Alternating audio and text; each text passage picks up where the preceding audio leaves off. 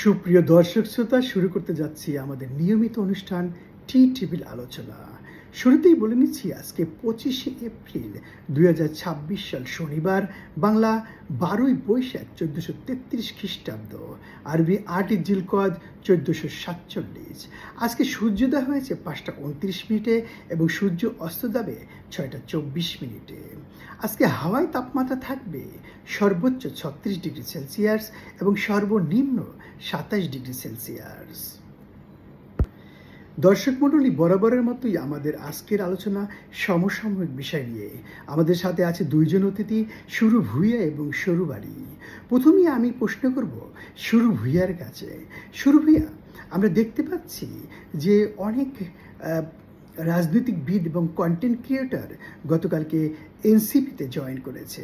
আমরা দেখতে পাচ্ছি যে সেখানে একজন কন্টেন্ট ক্রিয়েটর যার নাম কাফি এবং আর একজন মহিউদ্দিন রনি অবশ্য এর আগেও বেশ কিছু আন্দোলনের সাথে সম্পৃক্ত ছিল, যেমন রেল সম্পর্কিত বিষয় নিয়ে।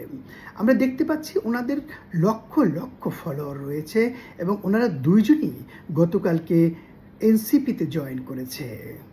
কি উপকার হবে বলে তুমি মনে করো? আপনাদের টি টেবিল আলোচনায় আমন্ত্রণ জানানোর জন্য ধন্যবাদ। কাফি এবং মহিউদ্দিন রনির মতো কন্টেন্ট ক্রিয়েটররা যখন কোনো দলে যোগ দেন, তখন সাধারণত দলের জনপ্রিয়তা এবং প্রচারের ক্ষেত্রে একটা ইতিবাচক প্রভাব পড়ে। ওনাদের যদি বড় ফলোয়ার বেস থাকে, তবে তারা দলের বার্তা তরুণ প্রজন্মের কাছে আরো সহজে পৌঁছে দিতে পারেন। এতে দলের প্রতি মানুষের আগ্রহ এবং সমর্থন বাড়তে পারে। তবে পুরোপুরি কি উপকার হবে সেটা নির্ভর করবে দল এই প্রভাবকে কতটা কাজে লাগাতে পারে তার উপর। আপনি কি এনসিপির কোনো নির্দিষ্ট পরিকল্পনার কথা জানতে চান? না, আমি এটা জানতে চাই না। আমার ধারণা হচ্ছে এনসিপি তরুণদেরকে প্রাধান্য দিচ্ছে, বিশেষ করে যারা বেশি জনপ্রিয় সোশ্যাল মিডিয়ায়।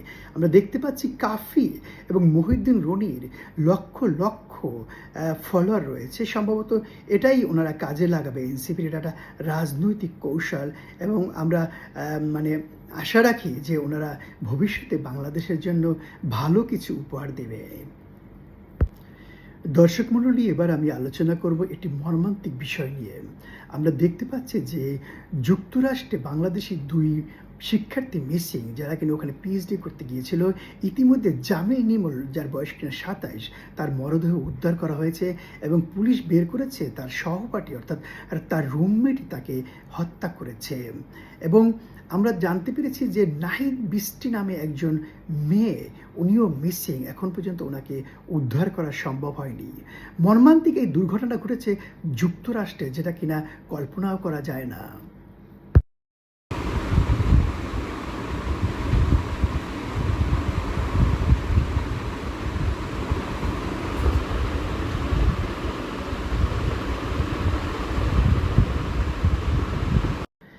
আমি এই বিষয়টি নিয়ে এখন আলাপ করব সরুবালের সাথে। সরুবালি, তোমাকে আমাদের টি টেবিল আলোচনায় স্বাগতম। সরুবালি, তুমি কি আমাকে বলবে যে আমরা দেখতে পাচ্ছি যুক্তরাষ্ট্রের ফ্লোরিডায় বাংলাদেশি দুই শিক্ষার্থী নিখোঁজ ছিল কয়েকদিন যাবৎ এবং গতকালকে একজনের মরদেহ উদ্ধার করেছে এবং তাকে হত্যা করেছে তার রুমমেট, ইউএসের একজন নাগরিক, যাকে ইতিমধ্যে পুলিশ গ্রেপ্তার করেছে এবং এখনও একজন মিসিং, তাকে পাওয়া যাচ্ছে না। তুমি কি আমাকে বলবে যে যুক্তরাষ্ট্রের মতো জায়গায় এরকম একটা দুর্ঘটনা কিভাবে ঘটলো? এটা সত্যিই খুব দুঃখজনক আর বিস্ময়কর একটা ঘটনা। যুক্তরাষ্ট্রে এমন ঘটনা সাধারণত খুবই কম ঘটে, কিন্তু বড় শহরে যেমন নিউ ইয়র্ক বা লস অ্যাঞ্জেলেস, সেখানে বসবাসকারী আন্তর্জাতিক ছাত্রদের মধ্যে এমন ঝুঁকি বা অপরাধমূলক ঘটনা ঘটতে পারে।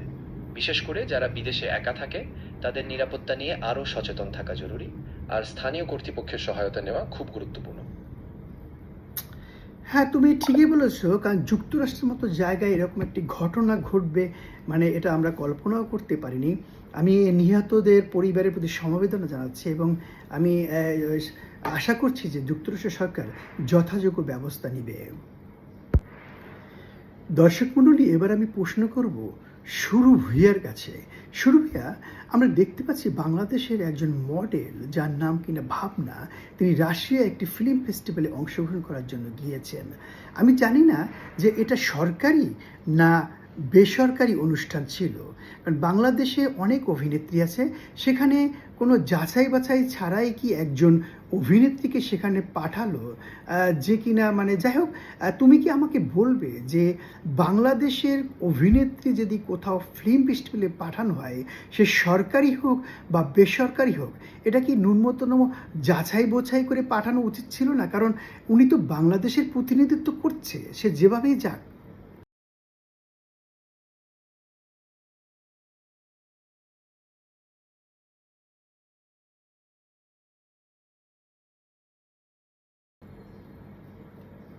আপনি একদম ঠিক বলেছেন। যখন কোনো বিশিষ্ট ব্যক্তি দেশের বাইরের প্রতিনিধিত্ব করেন, তখন তার মাধ্যমে দেশের ভাবমূর্তি ফুটে ওঠে। সেটা সরকারি অনুষ্ঠান হোক বা বেসরকারি, একটা ন্যূনতম যাচাই বাছাই থাকা উচিত, যাতে দেশের মানমর্যাদা বজায় থাকে। তবে অনেক ক্ষেত্রে বেসরকারি অনুষ্ঠানের ক্ষেত্রে এটা পুরোপুরি আয়োজকদের ওপরই নির্ভর করে। আপনার কেন মনে হলো যে যাচাই বাছাই করা উচিত ছিল? না, আমি বলছি এই কারণে যে বাংলাদেশে তো মানে ফিল্ম ফেস্টিভ্যাল অনেক নায়িকাই আছে, আর উনি জানি না উনি কোনো ফিল্ম করেছে কি না, আমি জানি ছোট পর্দার অভিনেত্রী উনি, কিন্তু উনি তো যেটাই হোক, উনি তো বাংলাদেশের প্রতিনিধিত্ব সেখানে করছে। সেখানে আর একটু যাচাই বাছাই করে পাঠালে আমার মনে হয় ভালো হতো। যাই হোক, আমরা চলে যাব পরবর্তী প্রশ্নে। এবার আমি প্রশ্ন করব সরু বালির কাছে। সরু বালি, তুমি কি আমাকে বলবে যে আমরা দেখতে পাচ্ছি একজন লোক যার নাম দেলোয়ার হোসেন, উনি একটা পোস্ট করেছেন যে উনি লিখেছেন সিলেট থেকে ঢাকা যেতে সময় লাগে 40 মিনিট, কিন্তু ভাড়া হচ্ছে 12,800 টাকা। And the same time Dhaka থেকে দিল্লি যেতে সময় লাগে 2 ঘন্টা 45 মিনিট, কিন্তু ভাড়া হচ্ছে 12,415 টাকা। এই বিশাল ফারাকের কারণ কি? যেখানে 40 মিনিট নিচ্ছে 12,000 প্লাস, সেখানে এয়ার ইন্ডিয়া বা দিল্লিতে যেতে সময় লাগতেছে 2 ঘন্টা 45 মিনিট, কিন্তু ভাড়া একই। এর কারণ কি হতে পারে বলে তুমি মনে করো? হ্যাঁ, এটা আসলে বেশ সাধারণ একটা ব্যাপার। মূলত ভাড়ার ক্ষেত্রে অনেক সময় ফ্লাইটের মার্কেটিং, এয়ারলাইনের চাহিদা আর রুটের জনপ্রিয়তার একটা জটিল সমন্বয়ে কাজ করে। দিল্লি রুটটা আন্তর্জাতিক আর হয়তো সেখানে বেশি চাহিদা, তাই ভাড়া সামান্য বেশি হতে পারে। অন্যদিকে সিলেট ঢাকা রুটটা খুব স্থায়ীও, সেখানকার ফ্লাইটের সংখ্যা কম আর সম্ভবত সেখানে কোনো বিশেষ ফ্লাইট সার্ভিস বা যোগান সীমিত, সেজন্য দাম বেশি হতে পারে, যদিও সময় অনেক কম। না, তুমি যেটা বলছো আমি কিছুটা তোমার সাথে একমত, আবার কিছুটা একমত না। কারণ ওখানে সর্বোচ্চ ভাড়া হতে পারে 5,000 থেকে 6,000 টাকা, সেখানে এত বেশি ভাড়া। যাই হোক, এটা সংশ্লিষ্ট মন্ত্রণালয় দেখবে, আমি আশা করছি। দর্শক মণ্ডলী, এবার আমাদের নিয়মিত আয়োজন স্বাস্থ্য টিপস। আজকের আলোচনা মদ মানুষের শরীরে কতটা উপকারী। এবার আমি প্রশ্ন করব সুরু ভূঁইয়ার কাছে।